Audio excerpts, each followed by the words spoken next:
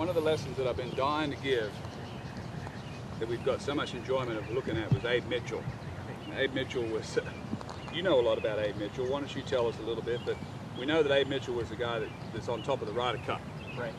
And I guess the first thing is the idea of winding the muscles to the target. And the idea also that what conditions you're setting up that address are basically creating a resistance in the direction you're going to send it. Yeah.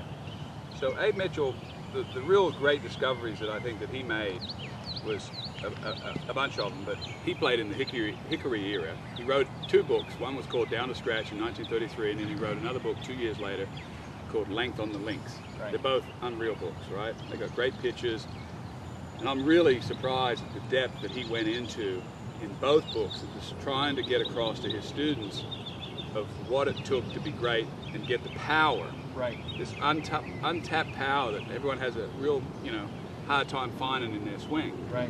So today I wanted to recreate that lesson so you could come to our site and it'll go, Eddie Durden could come in and say, okay, this is what you would have got if you took a lesson from Abe Mitchell.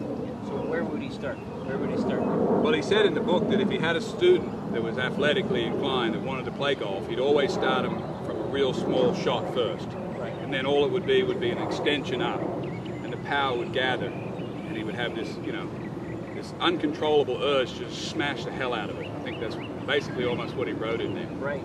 But so you'd have to have someone that trusted your judgment that this is how you start. Because most people want to go out there and bash it all over the place day one. He had very specific instructions on the grip.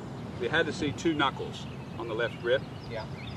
Because if he saw more than that, then he said if the hand was over to the right, that created a whole different shot pattern that he wasn't interested in.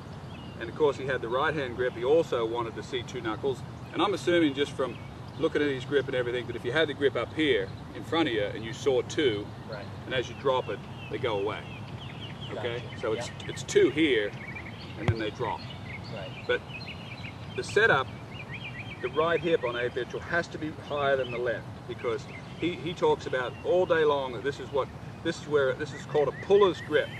A puller's grip and a puller's setup, where the left hip is high and the right hip is low. And so he said that this right knee would come in, and the weight would be loose in and down, and then you would screw it into the ground, kind of like the move, and lean back like you're going to lean in against something. Right. So you had this. Right. So yeah. So you had this grip here, and the body was straight. Well, you set up that way anyway, but it's basically a high right hip. Right. You can't pull from there. You can't pull. Abe Mitchell says you can't pull if you have the hands in front of the club head.